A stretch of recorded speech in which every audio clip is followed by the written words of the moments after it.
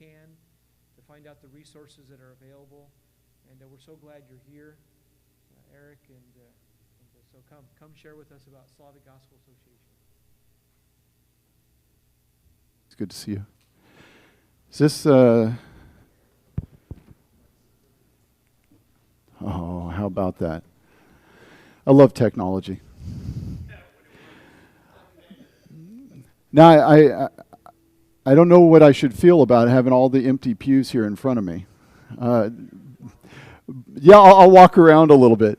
But what I'm going to do is something a little different here. I don't want to walk through too much structure. I want to tell you stories. I want to be able to walk you through what God's doing in these countries. It's an easy way to gain perspective. But before I get going, I just want to give you a simple overview of what we do at Slavic Gospel. The organization itself is quite small. We have about 25 people in the organization. I'm one of two men who are supported missionaries. The rest is a support staff. Why is that? Because 90+% of everything that comes to SGA goes to serving the church overseas. So everything is church-centric. So as God leads these churches, we work with them. Now, with that said, I want to add to it faithful Bible teaching churches. So to make sure that that happens, we have to be sure the pulpit is solid. So we've got 3 seminaries, 5 Bible institutes, and in fact, in our seminary in Siberia, we've got 4 men trained with their doctorate from Baptist Bible Seminary now, so that they have the ability to prepare their own teachers in their own languages. And so we've got also something called the Antioch Initiative, which some of you might have gone over and done teaching with. That is when we take American pastors to go over and help them teach pastors different fundamental tenets of theology, as well as some practical instruction on leadership training, biblical counseling, what's biblical eldership look like. When I went to Yakutia for the first time, it's a first-generation church, and I taught all day. Then they pulled me aside with the elders of several churches and said, okay, we have a list of about 30 problems. Can you tell us, what are we supposed to do? I thought, oh, so at 2 a.m, it's like, okay, you guys, I'm done. You know, but you find the churches need that kind of practical help. So this is a training. We also we work with churches to support over 350 national missionaries. So some of your churches support these national missionaries. My little church supports a couple of them. That's a way to connect to the churches there. Some of these guys have a congregation of 5 people. Some of them 15 or 20. Some are remote villages. Some are persecuted in Central Asia. And then also on top of that, we help the churches reach the people in their community, which has been through compassion ministry, for Christmas outreach through Emmanuel's Child, summer camp ministry. We're working with helping churches minister to over 13,000 or 12,000 orphan children. So there's a lot going on. So instead of giving you all that that's going to put you to sleep, I want to talk to you about life over there. So first of all, this is just a reality check. I want to remind you guys that it's going to get harder before it gets easier. Christ already warned us that it's coming, nation against nation. We're going to see false teaching. The false prophets will come up. The church that we think is the church in America is most of the denominations have gone their own way. And so now if you think IFCA standed for a fundamentalism before, it's gonna resound now, because you're finding it's one of the few that has not compromised, and so you need to hold fast. And you know these difficulties are coming, but it's in the middle of these difficulties that God can use you men, your churches, to declare the greatness of His name among the nations. And that's what we're seeing over there. We need to keep that focus. It's God who builds the church. Our command is not to market the church. The command that God gave us in Matthew 28 is to make disciples. And sometimes we lose track of that. When our church is struggling, when we want more people to come through the door, we compromise, we become marketeers. Well, you guys, anyone can gather a crowd. The Corinthians could do it. The Galatians played to other crowds. They grew that. Who do we need to be? We need to be those people that faithfully preach Christ crucified and make disciples and let God build the church. He's in the business of saving the remnant. We need to faithfully train them. And so this is what we're in the middle of. So what SGA does is we work in 11 countries, and believe it or not, now we work in Israel. 25% of Israel is Russian-speaking. You guys have heard Fiddler on the Roof, right, or seen the movie?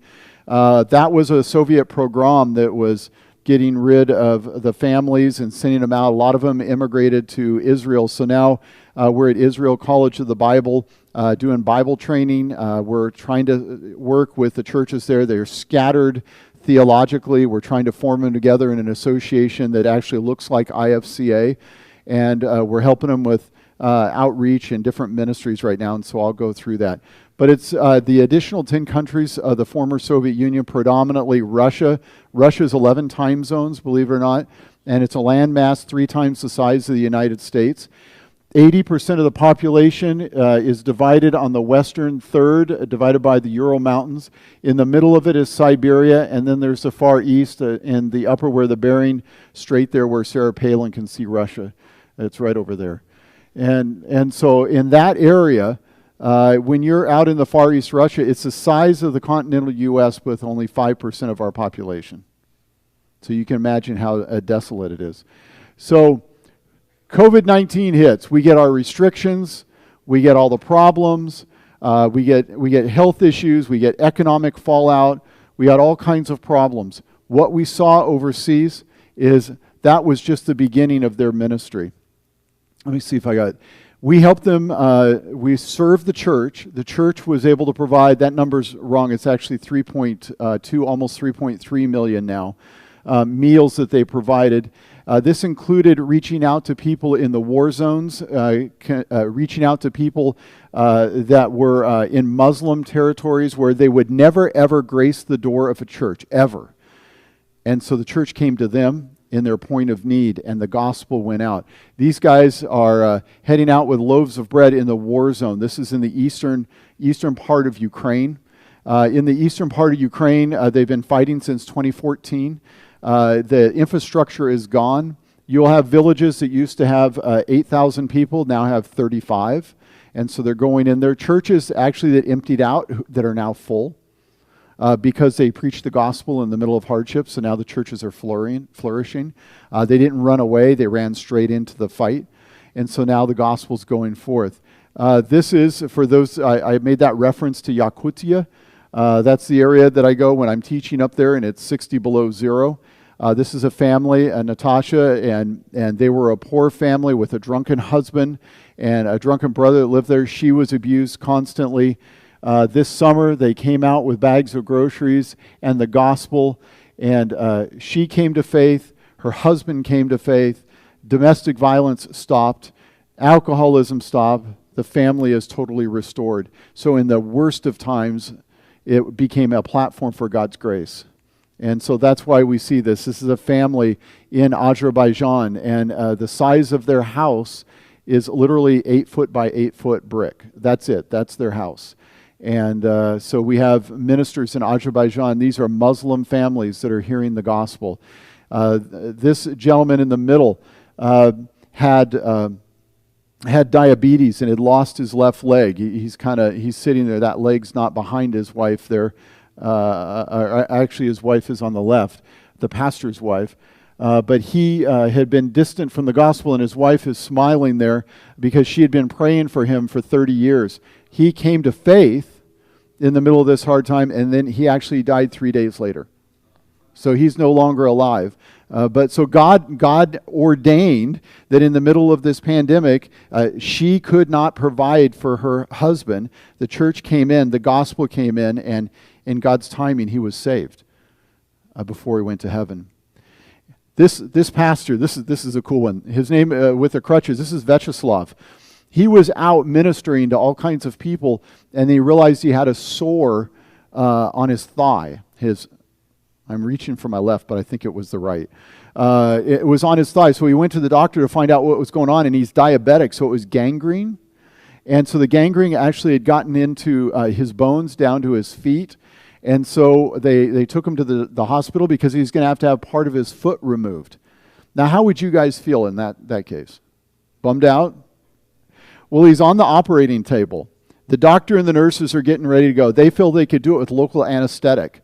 So they got the saw out and everything with a local. Welcome to Russian medicine. So he's on the table, local anesthetic. They're removing parts of his body, and the doctor wants to distract him. And he, with a smile, looks up and he says, "I want to tell you about Jesus."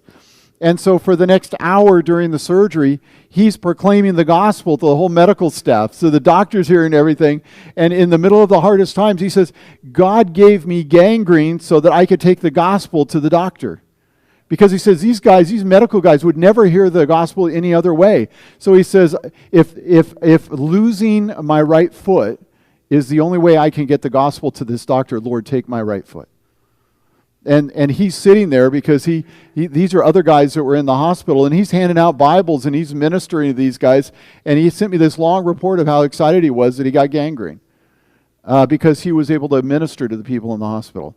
And so we need to think of this is Sonia. Sonia was this is about 4 weeks ago. She's an orphan in Far East Russia in an area that's really close to the border of China. And part of what we do in our Orphans Reborn program is we only serve the church. So and I want to go a little further on that. Money never creates ministry. God creates ministry. So we are very careful to make sure that people are already active in ministry before we help them with any assets to do what they're doing. So in this case, there was a local village church. There's a lady there that's dynamic, visiting multiple orphans. And Sonia was in one of the orphanages. And when COVID hit, she had to go back to her house. There are 3 types of orphanages. There's shelters where the kids are there for 90 days. There's boarding schools where the kids go where the parents have not lost their rights. And then there's true orphanages where you go and the parents have lost all their rights. She was in the system. And so when COVID hit, they wanted the mother to pick her up. And the mother came and picked her up, standing with her and said, "I just need you to know, I don't want you." Okay, can you imagine what she was experiencing? She says, "I don't want you, but the government says I have to take you." So so she left with the mom, went to the home. Mom gets out a 5th of vodka and starts getting drunk and invites 4 other men to come over. So Sonia's in there. She's brokenhearted, so she just walks out the door, and Mom doesn't care. She's walking out the door because she knows there's the lady from the local church who had been ministering to the orphanage. So she walked halfway there and sat at a bus stop waiting for this lady to be walking back. She met the lady, and the lady, she told the lady the whole story. And so in her words, she told Sonia, "Come home, let's have pancakes and tea," and which are the thin pancakes. That they don't know how to make pancakes over there. It's got to be thick pancakes. So Sonia was taken home and ministered to. She took her to her father's house. Father didn't want her, so they ended up bringing her back to the orphanage. The lady continued to minister to her. She worked that out. Sonia has come to faith, and she has in front of you her a Bible and a Bible lesson, and she's only 11 years old, and she has taken the lead to minister to all the other kids in the orphanage and help them with their homework. And in fact, she had on the line, the kids line up and press their faces against the window when the people from the church come out saying, "Hooray, it's Sunday school. Hooray, it's Sunday school." I don't know how many kids that you know that just say, "Ooh, it's Sunday school," and because they're alone. And the only one that cares about them is the family of God. So 84% of these kids never get adopted. 84%.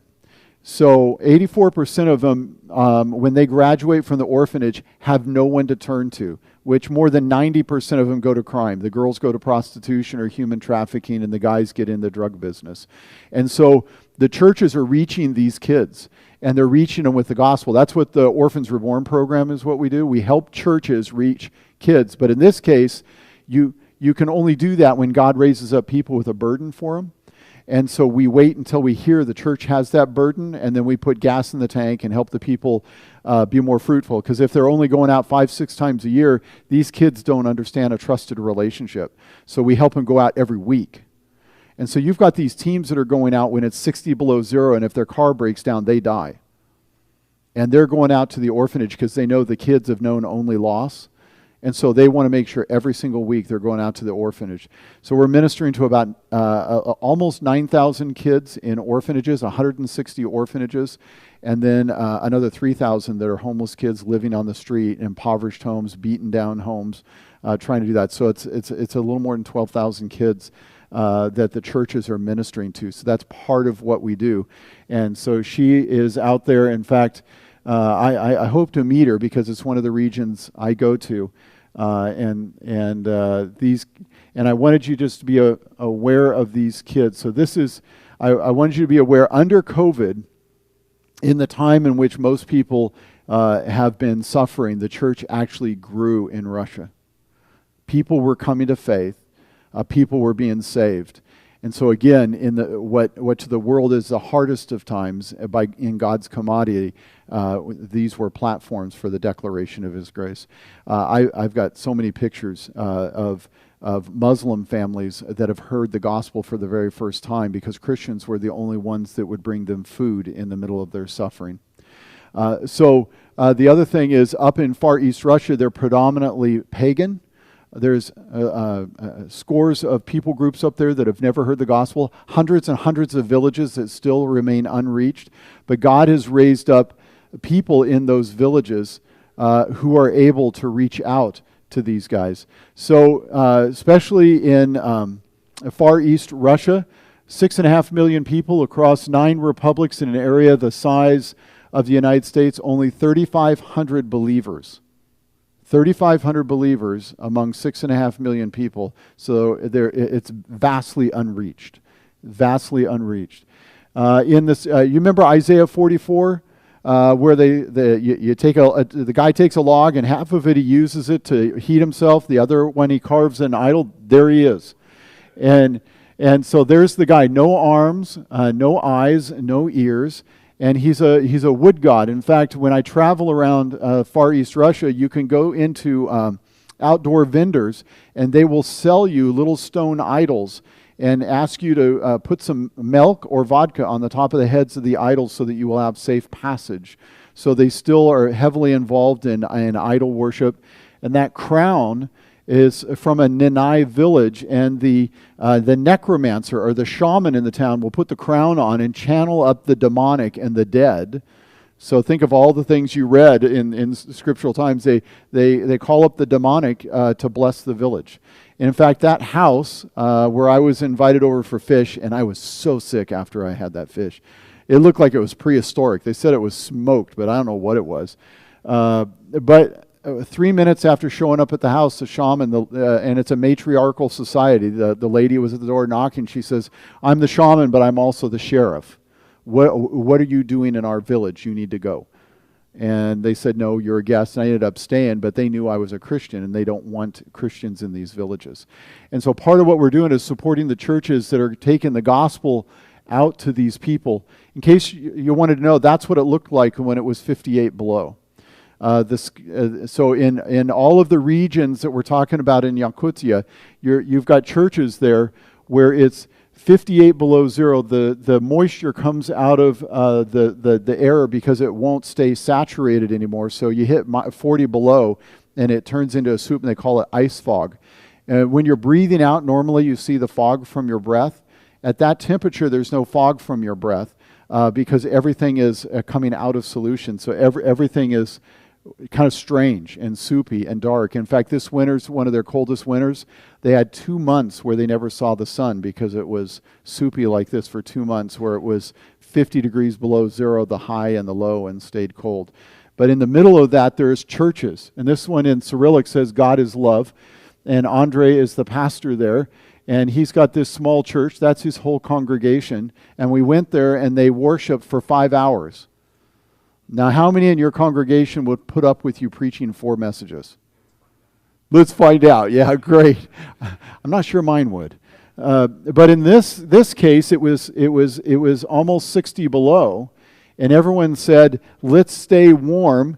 Let's worship again. Now let's have fellowship time. We'll have some snacks." And then they would come over and say, "Let's sing again." And everyone's around the heater trying to stay warm because they just had to walk 30 minutes through frigid weather to get to church, and they didn't want to leave. And so it's incredible. The church services over there can run sometimes 5-6 hours long, where they'll have 3 or 4 messages during the service, and they will have all kinds of music and poetry reading and things like that. These are national missionaries that SJ is a part of supporting across these lands. There we go. And there's the first class. I was teaching on Genesis, the first 11 chapters of Genesis. And these are the first generation of Sakha believers. The questions they had were amazing because they've never understand the Bible. They've never been taught the Bible before. And this December, they'll be graduating their first class ever, first group of pastors. And they're so zealous now for their faith that they, during this coronavirus pandemic, have been nonstop out in villages, taking the gospel still to unreached villages in the middle of all the frigid temp, because they are excited for the Bible and excited for the gospel. So have any of you guys gone over to Russia Bible teaching? A few of you have, right? Yeah, see, there you go. Sakhalin Island, that's where Godzilla comes from, right? It's just north of Japan. It's just north of Japan. It's in the Sea of Japan. It's 18 time zones ahead of you. And Kevin Brubaker is there. And I have spent time with them on Sakhalin Island. It's a really cool place. It feels more Western because there's a lot of Western oil, natural gas working over there. But we continue to do Bible training with these guys. So even up here where we're going to graduate the first class, after that we're going to have our seminary, put an extension center there so some of the guys can get their bachelor's degree. 4 of them, we're helping 4 of the Sakha guys get training in the seminary there so they can come back and be leaders among the people. So it's Bible training, supporting national missionaries, and then equipping them for reaching their community. Everything is church-centric, the Bible teaching church, serving the Bible teaching church. So I wanted to show you these guys, again, first-generation believer. The guy in the middle in the brown jacket with a gloomy look on his face, he's a pastor, but he always looks gloomy like that. But we came to him, and he asked whether or not we would start Bible training there, and he didn't believe that we would do it. And when we did, he began crying because he didn't think anyone would ever teach him the Bible in his own mother tongue, which was Sakha. And sometimes we had to have multiple translators to make it happen, but the Bible just came alive to him. So this is, again, why you do it, because here's the coronavirus, right? I can't travel over there. Their ministry, most of the Western missionaries have had to come home. They are the ones in their village that are taking the gospel to their people, so we want to equip them because they're the ones that are going to remain for the long term. They're the ones that are going to disciple their families. They're the ones that God has raised up. So we want to support them in the work that they're doing, taking the gospel to many others. Have you guys done Emmanuel's Child before? Any of you guys done Emmanuel's Child? A few of you. It's an awesome program. It's a Christmas program, and what we were doing, this was in a shopping mall, and it turned out that in the shopping mall, most of the people had never heard the true message of Christmas, so they gathered all the kids together, and we did an outreach with them at a shopping mall. And what he's showing them there is this little paper star. Every family that sends a gift sends one of these little sends funds to get a gift. You get one of these little paper stars, and on the star is the name of the family, and you commit to pray for that child throughout the year. And so there's lines and lines of children that want to know the name of the American family that committed to pray for them, and they could care less about the Christmas gift. And their Christmas gift may be like nuts and fruit and some candy and warm gloves, and your kids will think they just got coal, and to them they think it was the greatest thing in the world. But they want to know who's going to pray for them. So I've gone to orphanages 3 years later, and they still have the same paper star, hoping that family is still thinking about them. And so that's the Emmanuel's Child program. So everything we do is equipping the church, and in this case, even helping them with the gift. I took this picture in Azerbaijan. I was standing in the doorway of a church. I was about to start preaching while one of the prayers was going off in the minaret. And so a ministry in Islamic countries, that's all through Central Asia, all the Stan countries, the word Stan at the end means Muslim Republic. So like Kazakhstan is the Muslim Republic of the Cossacks. Pakistan, Pakistanis, and it means Muslim Republic. So there, it was very fascinating.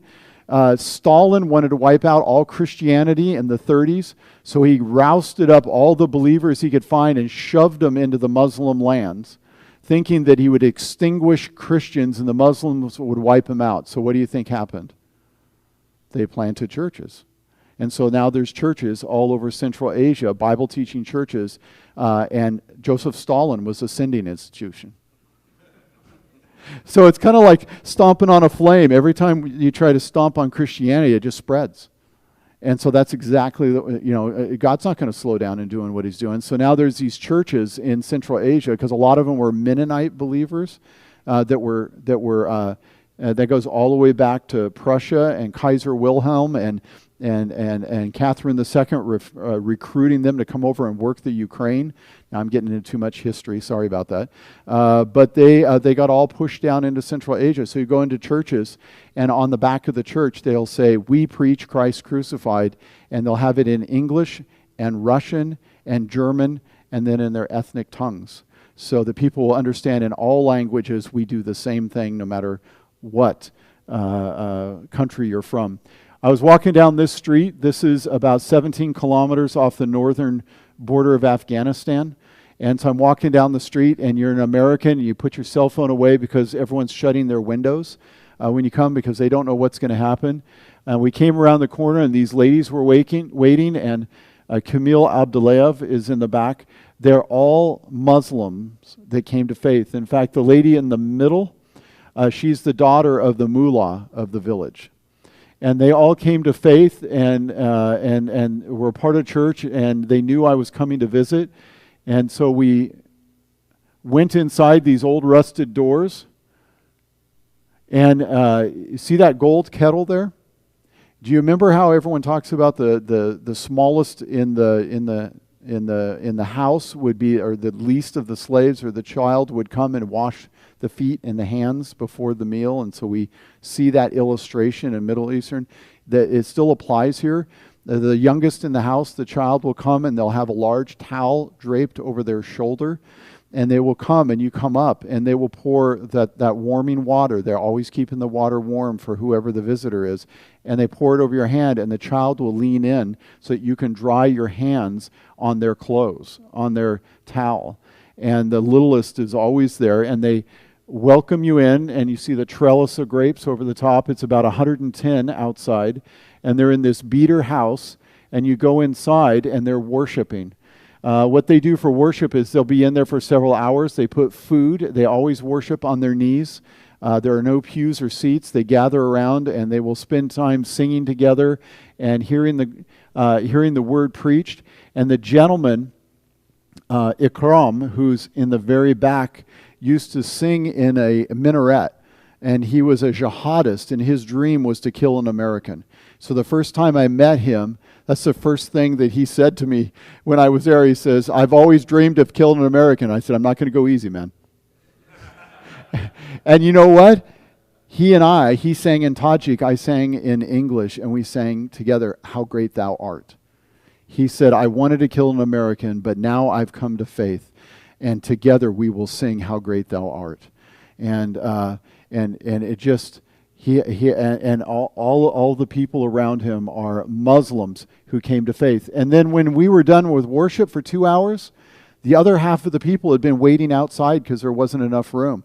So these guys went out, and another group came in, and we worshiped for another 2 hours. And for them, that's just normal. And the reason they had to do it this way is because if the neighbors heard them worshiping, they would call the authorities, and they'd all be arrested. So this is the persecuted church. And then in the war zone of Ukraine, under the war there's been fighting for 6 years. The Ukrainians, Putin basically has his boot on them. If 15% of the gross national product was coming from the industry that was in the area that Russia now occupies, by Russia occupying that part of Ukraine, they guarantee the Ukrainians can't ever be functional. So they don't want Ukraine because they can't bear the economic responsibility of taking the territory. But as long as they keep a boot on their throat, it means that they're a buffer with NATO. So they will always struggle in trying to get NATO to grab them because Russia keeps them pinned down. And so in this region, there's constant hardship, constant fighting. There's no gas, there's no electricity. The gas stations are shot, people get around. And so Christy and I were here visiting. This was 1 kilometer from the front. This is a village that is shelled often. And you notice they bricked up the windows so that while you're worshiping, snipers aren't going to shoot you. So they had all come in to worship. And I was preaching at the time. Christy took this picture.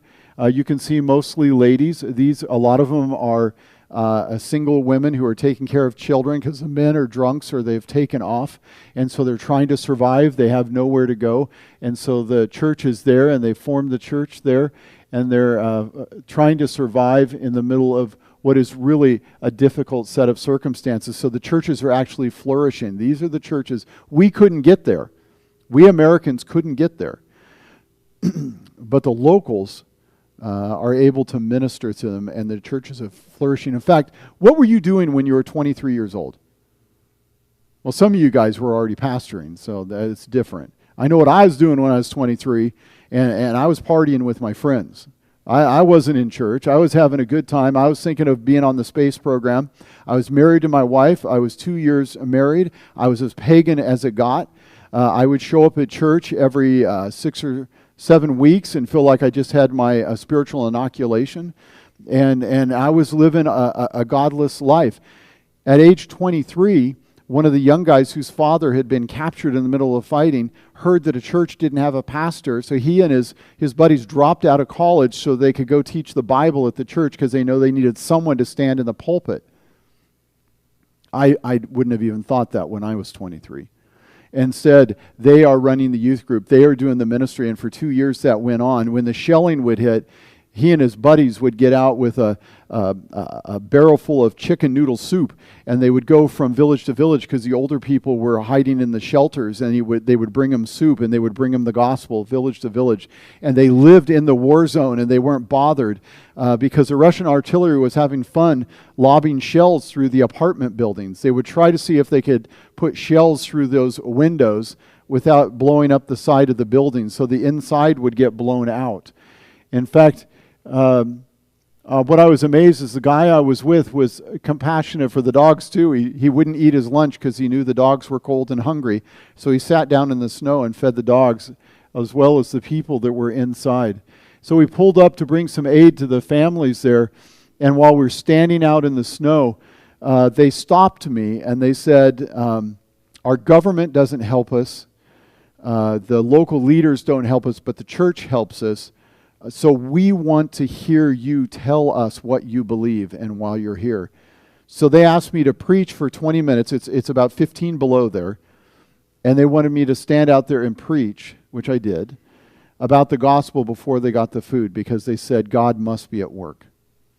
And so these guys 3 times a week are driving into the war zone from local churches, serving the churches that are in the war zone and bringing aid to them. I took a picture of this lady. She's going back to her house.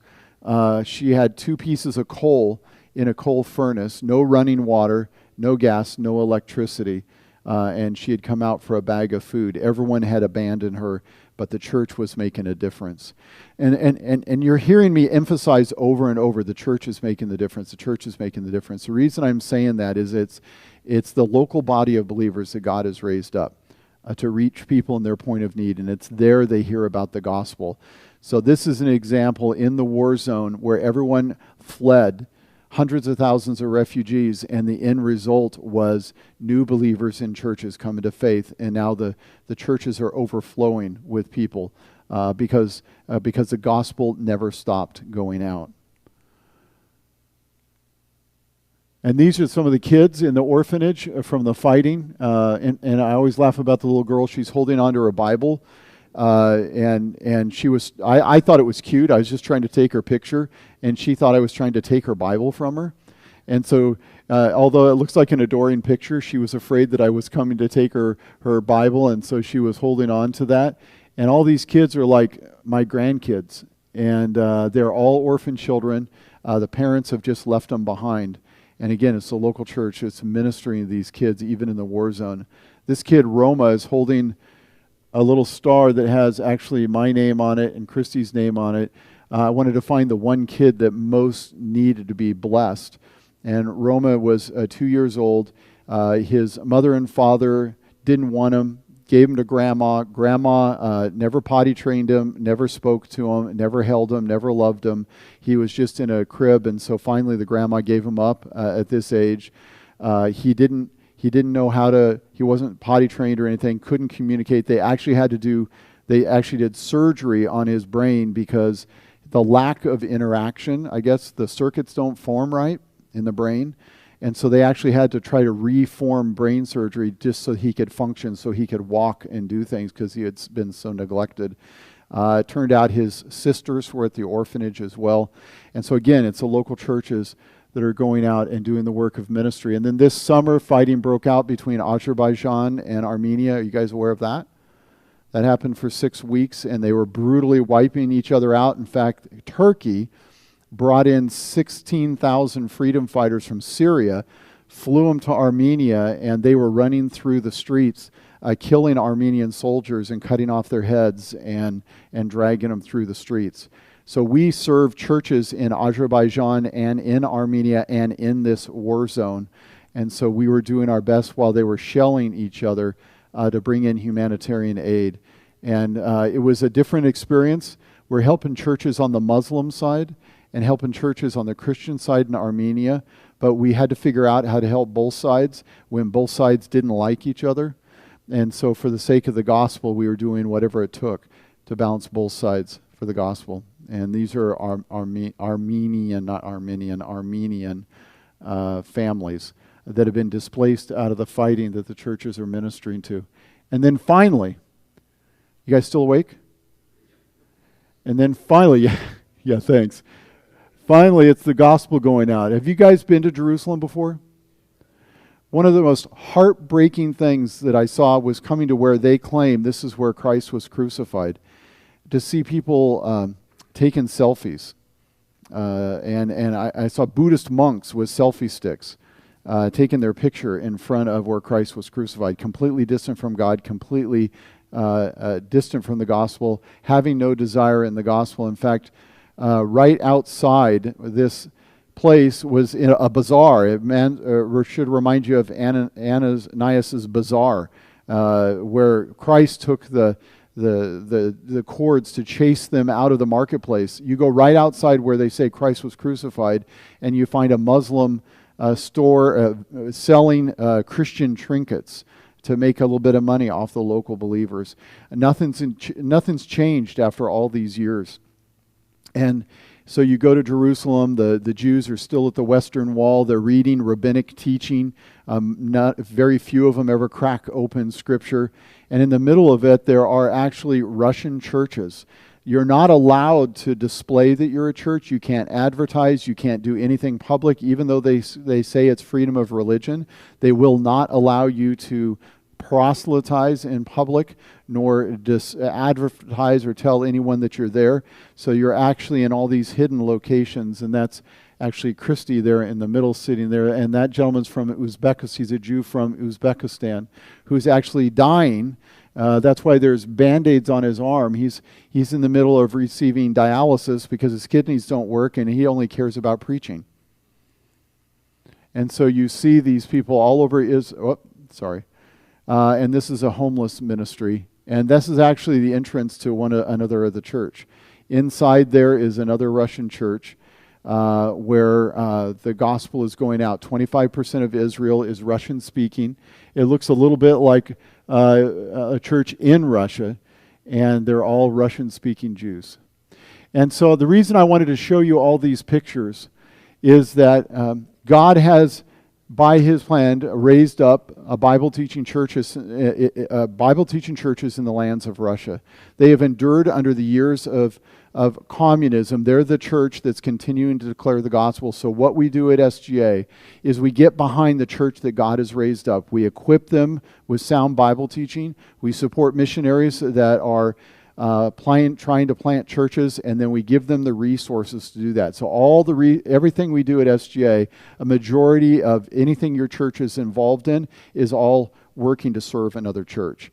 So a majority of everything goes overseas. So it's pretty exciting in what we're doing. I'm sorry I gave you a quick overview of this. Do you have any questions? Are you guys awake? And just so you know, every morning I write a devotional. We're on number 265 this morning. And so every devotional is a story that comes from overseas. And then I have a couple of IFCA pastors, Larry Duncan and Kurt Lemansky, and they write the biblical devotion that goes with this. And you can get it by email every morning if you want it. And so you can see more and more of these stories, 260 stories. So there's no end of that. Oh, yeah, that's probably close to a third of the year. It makes it really difficult. I'm a tent-making pastor, so I'm a supported missionary with SGA, so I volunteer my time as a pastor. So I teach locally a couple times a week, and I invest in other men. So I have a young man that also wanted to be a tent-making pastor, and so he went and just completed his master's in teaching, so that he got a job at the local middle school, because he said he didn't want to ever get paid to do ministry. He just wants to do ministry. Our church is small enough that makes sense. If you're bigger, it may be different. And so what I do when I travel is I'm always investing in men. So when I'm on the road, I have other men that I have preaching for me. So I call my congregation the Coalition of the Willing. They have a missional spirit because they know their pastor, like this week, is going to be here. So I'm gone about a third of the year, which is really super hard for Christy because we didn't sign up on that. We had no idea what it was going to be. But I say that she goes with me a couple times, but probably 25% of the year I'm away from her. And so she actually is helping our local church as she can and ministering to kids and ministering. She leads Bible studies for the women locally, and she also works at a crisis pregnancy center and does all kinds of things. But it's hard. I'm one of only 2 or 3 that do this. And so during the year, I'll probably circle the globe 4 or 5 times, going around with the various countries. Come along. Yeah, I have pastors travel with me all the time. They just want to come along and see what I see. So we'll go from the border of Afghanistan to the Sea of Japan to the Arctic, all in one trip. It's really hard to grasp. I was reading a biography of Stalin, and this issue in Ukraine, what he started there, the same thing is continuing. Oh, yeah. And you wonder why and how does it continue when it's never once is it ever worked? Yeah, and well, there's 2 things that happen when persecution comes. In an effort to stomp out Christianity, there's 2 things that happen. One is it reveals the false church. The false church is always going to do either they're going to buckle or they're going to compromise. And right. And we saw that with the communication of Christ to the 7 churches in Revelation. And I kind of talked about Thyatira and Pergamum, where they had gone the way of the Nicolaitans and the Balaamites, and they had compromised with local culture. Well, you'll see that when the pressure comes on. But the genuine believers in the middle of hardship, that's when they start declaring the gospel, and churches are planted. So in the war zone of Ukraine, they're planting churches. So in Central Asia, they're planting churches. So wherever faithful believers are, God's building his church. So you can't stomp it out. Man's not going to defeat God. God's going to keep doing what he's doing. He's always going to be saving a remnant. And what our country needs is a heavy dose of hardship in the church because most of them have gone the way. And so the guys overseas see what's happening in our churches, and they're praying for us. And a lot of them know IFCA pastors, and they're saying they're desperately praying for IFCA churches to hold fast in the middle of this. Don't compromise, just continue to preach. Most of us are getting COVID relief. Mm-hmm. And my wife and I saw this as extra. It's not something that we need to buy a new car or anything. And this morning when you were talking about orphans, Mm-hmm. she told me as we went back for the break, she says, I have really pent up interest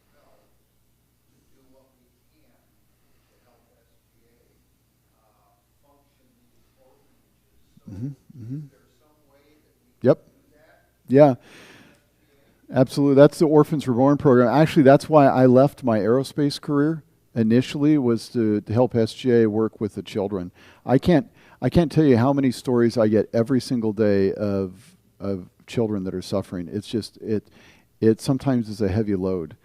I can't tell you enough stories, especially like Sonia, and then there was another one this morning of two kids where the pastor came and knocked on the door and found out that they had been living on their own because their drunken mother and father had just left them there, and that they'd been on their own for more than a year.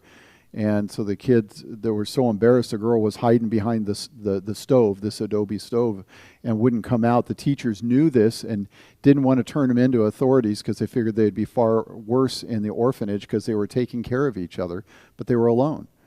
And so part of what we're doing is equipping churches to work with these kids. So just a little bit of information, $60 a year.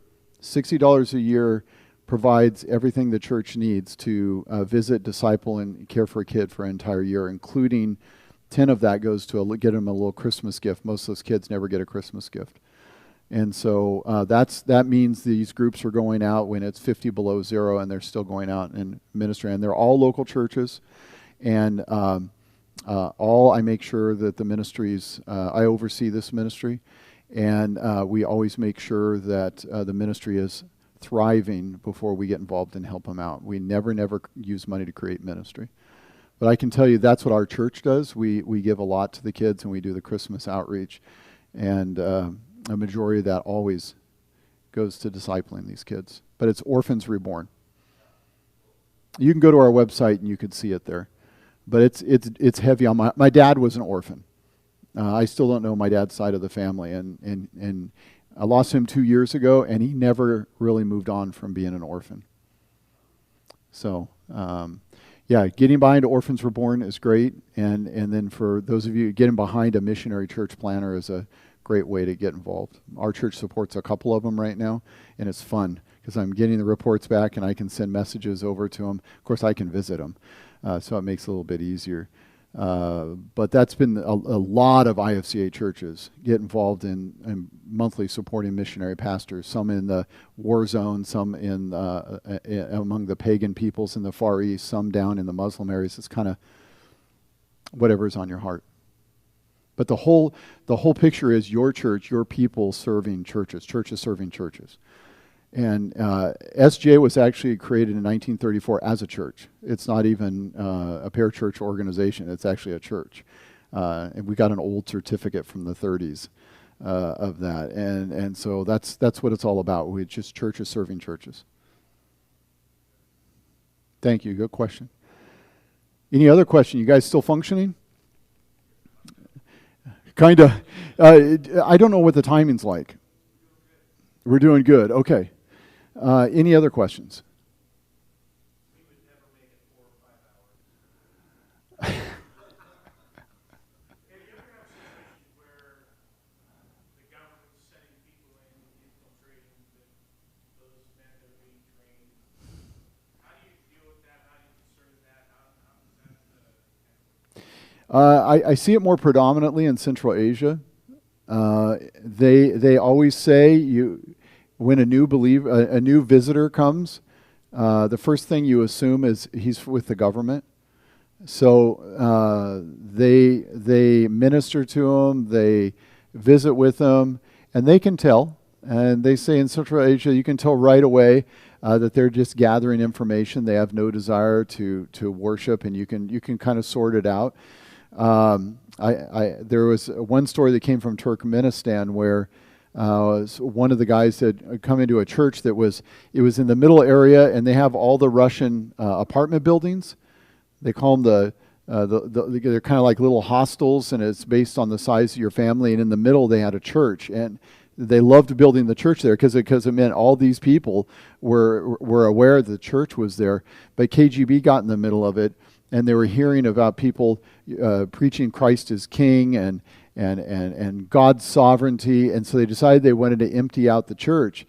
And there were 150 people in the church, and the local authorities showed up with a film crew, and they videoed everyone in the church and interviewed them and force-marched them 5 miles to the police station in single file line because they wanted to embarrass. And they said, if any of you come back, we're going to put you in jail.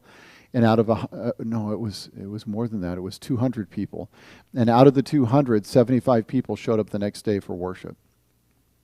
So 125 of them never came back again, but those 75, even being threatened that their kids were going to go to an orphanage, they all showed up. So the reality of being beaten by the police is there. The KGB is there. I've been pulled in the KGB office 3 or 4 times. We're not streaming, right? Good. I hope not. But I've been pulled into the KGB office several times. I had one time in Yakutia where they arrested me in the airport, and 9 people and 9 guys, and they took me into a room. And I had a guy this close to my face trying to get me to sweat, and I had all these guys around me questioning me. They said, you're here to evangelize and proselytize. You know it's illegal for you to do that. And I said, I can't speak Russian, a few words. And they opened up my suitcase, and inside where I'd been coming to teach, actually. And so I had a lot of commentaries, but they were all in English. And I said, well, if you can read them, you can have them. And they said, well, no, we can't. And I said, there's nothing Russian in here, so I don't know what you're talking about.